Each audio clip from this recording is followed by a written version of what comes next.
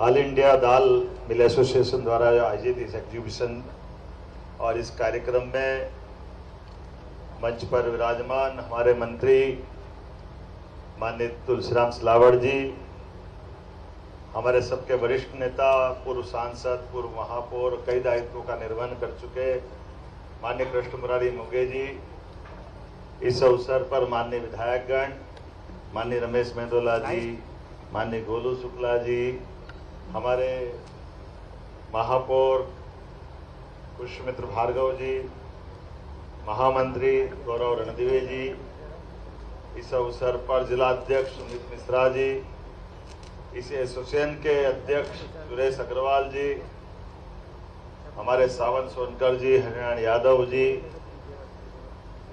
इस कार्यक्रम में मंच पर विराजमान माननीय रुपेश राठी जी, माननीय रमेश अग्रवाल जी, इस मंच के सामने उपस्थित मध्य प्रदेश और देश भर से आए सभी व्यापारी भाइयों, आपका दोनों हाथ जोड़ के प्रणाम करता हूं।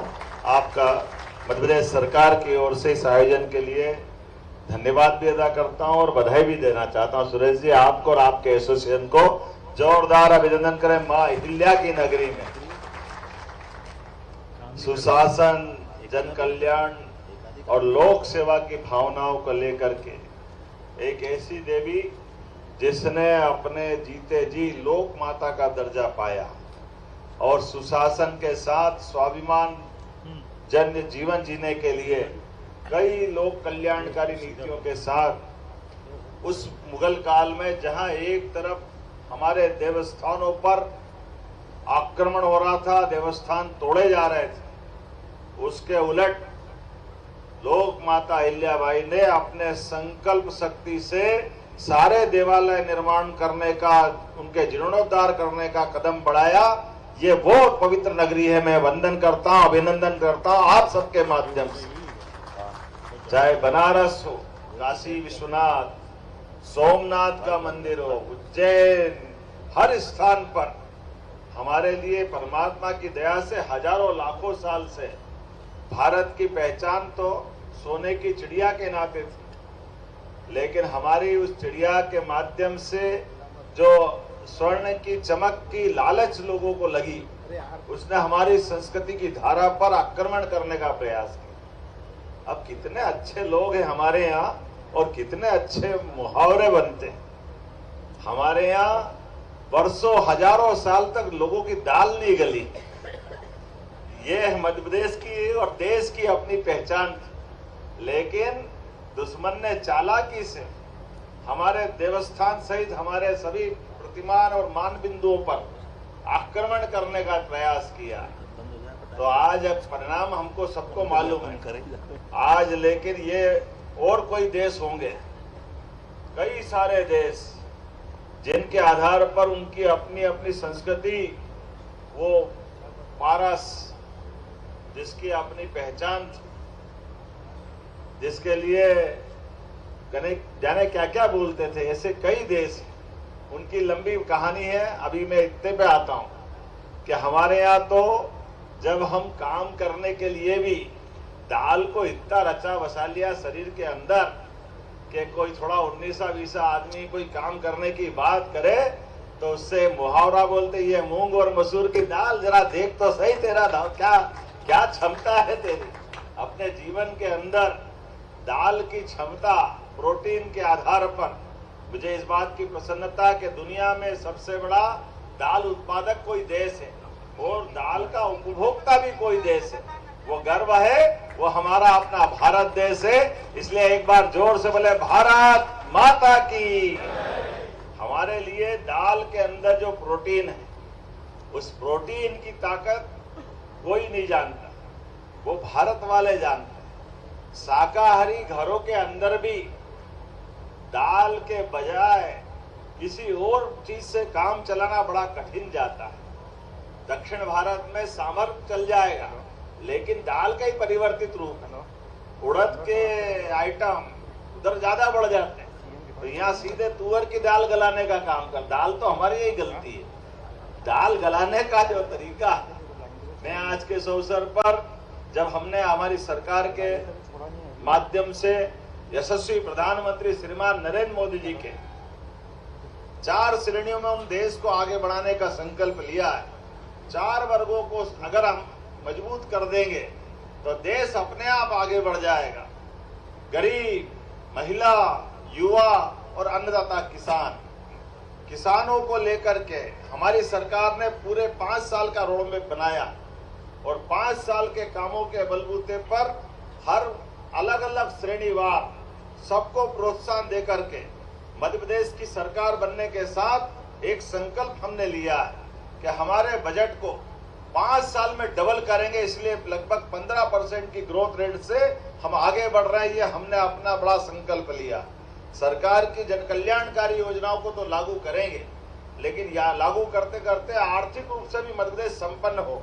इतना अच्छा लगता है यशस्वी प्रधानमंत्री के नेतृत्व में देश कहां से कहां कितने आगे बढ़ गया। जोरदार अभिनंदन प्रधानमंत्री नरेंद्र मोदी जी के लिए। देश के अलग अलग प्रकार के उत्पादन करने वाले भाई और बहनों के लिए जो बेहतर से हो सकता है उस सब के लिए सरकार काम कर रही है माननीय मोदी जी के नेतृत्व में। और यही परिणाम आ रहा है हमारे सामने। देखेंगे कि जब से तीसरे टर्म की सरकार बनी, आप कोई कितना ही टैरिफ लगाए, कम करे, ज्यादा करे, भारत टस से मस नहीं होता है। भारत अपने किसानों का ध्यान रखता है, किसानों के साथ कृषि क्षेत्र का ध्यान रखता है। हमारे लिए आज के दौर में इसी का परिणाम केवल बजट देख लेना। बजट के पहले क्या हुआ और बजट के बाद क्या हुआ, भारत किसी से प्रभावित नहीं होता। अब बदल गया समय। भारत के बजट से दुनिया अपनी नीति बदलने के लिए तैयार होती है। ये है मोदी जी और मोदी जी के काम करने का तरीका। हमारे लिए आज सौभाग्य की बात है जब मैं अपने राज्य के अंदर ऑल इंडिया दाल मिल एसोसिएशन के सभी मित्रों को देख रहा हूं, तो मैं आपको आश्वस्त कर सकता हूं हमारी सरकार के माध्यम से ये क्षेत्र में खास करके किसान कल्याण वर्ष के आधार पर हमने लगातार प्रोत्साहन देने का प्रयास किया। यद्यपि मध्य प्रदेश तो हमारा एक तरह से देश का फूड बास्केट बन चुका है। खाद्यान्न उत्पादन में देश में दूसरे स्थान पर हमें। कृषि क्षेत्र में हमारी जीडीपी 39% है और खासकर हमारा एग्रीकल्चर सेक्टर से वार्षिक विकास दर वो भी 16% से बाहर जा रही है। और इतना ही नहीं, गेहूं, चना, मसूर, सोयाबीन, तिलहन में देश में अग्रणी भूमिका मध्य प्रदेश की है। प्रदेश डेयरी, पशुपालन, मत्स्य उत्पादन, खाद्य प्रसंस्करण और फूल, सब्जियां, फल सभी क्षेत्रों में देश में एक अलग पहचान बना रहा है। और हमारी सरकार ने इस साल को तो किसान कल्याण वर्ष के नाते से घोषणा की। आपके बीच मुझे इस बात की प्रसन्नता है। कई साल से हम सुनते थे भाई तुअर दाल के कारखाने, इसलिए सुई अटक गई थी सुरेश भैया की। घूम घाम करके भाषण दे रहे तो मैंने सुरेश भैया आगे भी बढ़ो, वापस घूम घाम के 3 बात पे सुरेश भैया का पूरा भाषण हो गया। मैं बड़े ध्यान से सुन रहा था।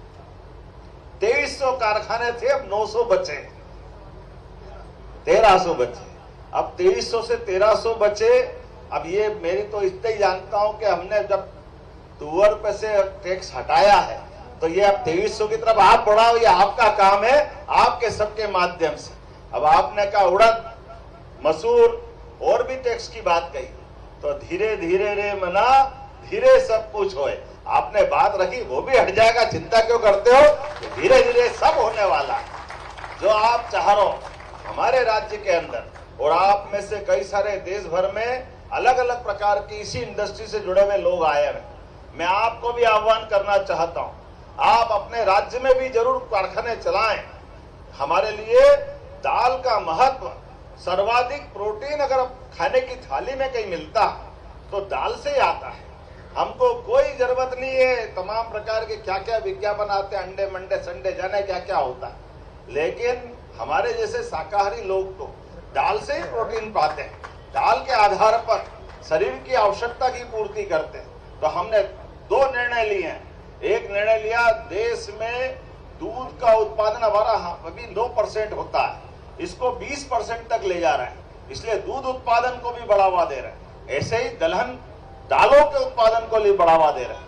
आज आपसे टैक्स की बात तो कर ही रहे हैं, लेकिन एक और आश्वस्त कर रहे हैं, बहुत जल्दी हमारे किसानों के साथ हम कार्यक्रम करते हुए ये जो मसूर और उड़द इनका उत्पादन भी मध्य प्रदेश में बढ़े, इसके लिए बोनस देने की भी हमारी सरकार योजना बनाने जा रही है कि ये हमारी फसल बाहर से टैक्स फ्री हो तो हो, लेकिन विदेश के साथ साथ अपने प्रदेश में भी उत्पादन होना चाहिए। जब हम अपने किसानों की आय बढ़ाने की बात करते हैं तो इसे सभी प्रकार के प्रोत्साहन देने के लिए निश्चित रूप से प्रोसेसिंग के लिए अच्छी मशीनरी की आवश्यकता भी, अच्छे कारखाने चले, इसलिए आप अच्छे से अच्छे ढंग से आप निर्णय करिए। आपने कहा कि हमारे लिए इंदौर, अरे इंदौर का दौर तो सबसे बेहतर होता है, इंदौर वालों को पहले ही बधाई देता हूं। इंदौर के अंदर व्यापार व्यवसाय के लिए जितनी संभावना वो पूरी मदद करेंगे, लेकिन इंदौर के साथ साथ राज्य के अंदर भी, चूंकि एक अच्छी बात है, हमारे अपने देश के सभी प्रांतों के आए भाइयों से कहना चाहूंगा, मध्य प्रदेश देश के मध्य में है, चारों तरफ कनेक्टिविटी है, हमारे चारों तरफ अच्छे रोड है, रेल का नेटवर्क है, और यहाँ से बहुत जल्दी इंदौर मनमाड़ रेल की भी सौगात जो मिलने वाली, तो हमारी पोर्ट के माध्यम से विदेश में भी हमारे यहाँ के उत्पादित माल को पहुंचाने की पहुंच बहुत सरलता से होने वाली, और भविष्य में एयर कार्गो भी हम बनाने वाले, जिसका लाभ अपने राज्य के किसानों को हम देने वाले। ऐसे में आप अपनी इंडस्ट्री लगाने का प्लान बनाइए, जमीन भी और मशीन भी, उत्पादित माल पर भी, आने पे आयात करने में भी और बेचने में भी सब प्रकार से टैक्स में हम आपकी मदद करने के लिए तैयार रहने वाले हैं। मैं आप सबका स्वागत करता हूं, आप सबको आमंत्रित करता हूं। हमारी सरकार बनने के बाद सभी क्षेत्रों में समान रूप से इस राज्य के अंदर भी हमने संभाग पर औद्योगिक क्षेत्र में एमएसएमई, हेवी इंडस्ट्री, लघु कुटीर उद्योग, सभी प्रकार की इंडस्ट्रियों को बढ़ावा देने के लिए हमारे यहाँ जगह जगह जाकर के हमने रोड शो किए, इंडस्ट्री कॉन्क्लेव की, और देश के अंदर भी कौन सा वो राज्य है जहां उस राज्य के आधार पर कोई अच्छी इंडस्ट्रियां नहीं चलती, हर जगह रोड शो करके हमने न केवल हमारे राज्य में सुगम नीति बनाते हुए सुविधापूर्ण व्यापार करने के लिए सब प्रकार के प्रोत्साहन के आधार पर 24 पॉलिसियां लागू की। हमारा एकमात्र राज्य है जहां इंडस्ट्री लगाता है और उसको हम अगर कोई कमिट करते हैं कि हाँ हम इसको ये अनुदान देना चाहते हैं, तो आपने डीबीटी हमारे सारे गरीब वर्ग को तो सुना होगा।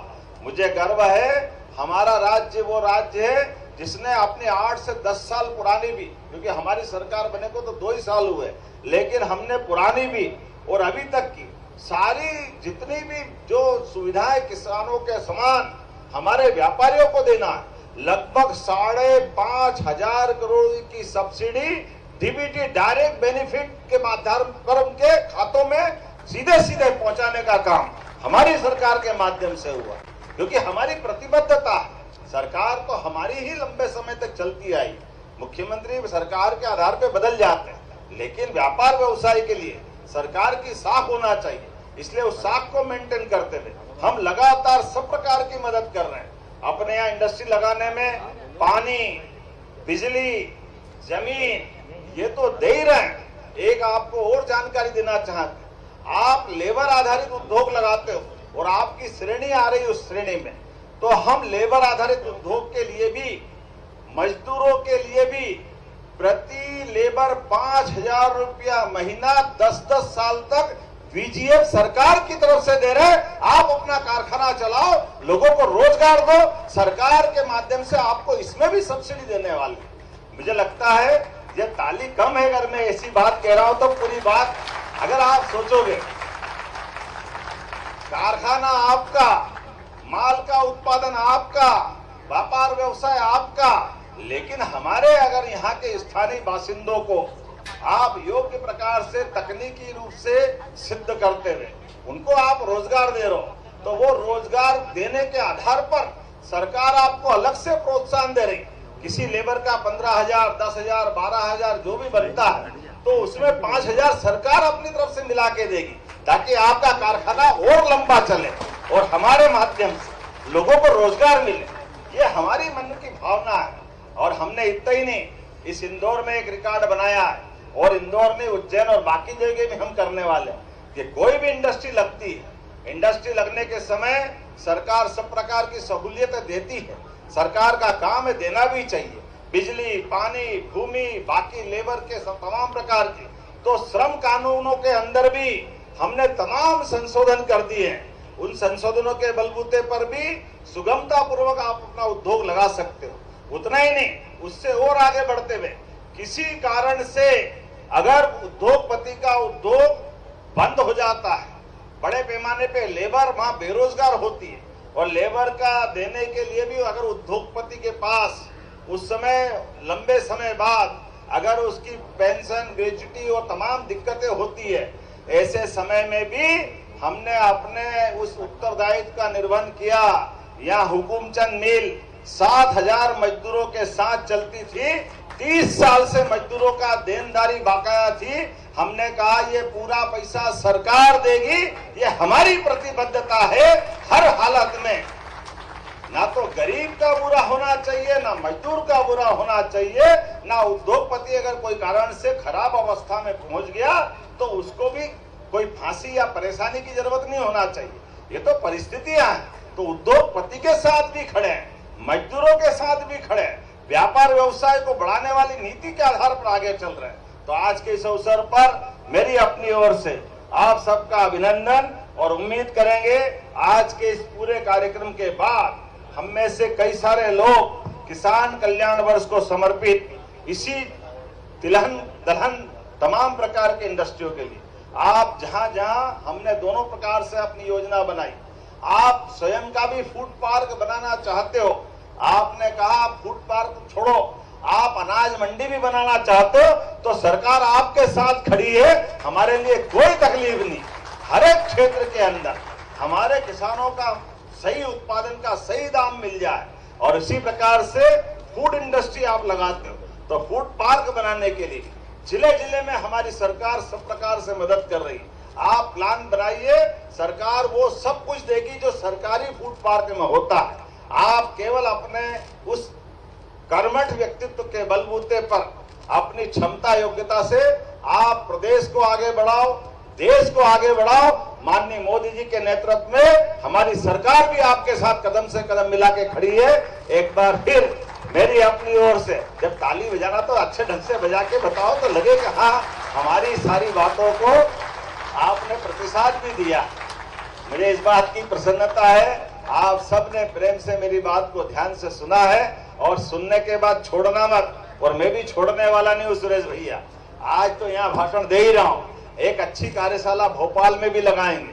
आप चुने हुए देश के भी और प्रदेश के भी तिलहन दलहन को बहुत आगे बढ़ाना है, इसलिए आप अपने एक कार्यशाला में सारे अधिकारियों को बिठाएंगे।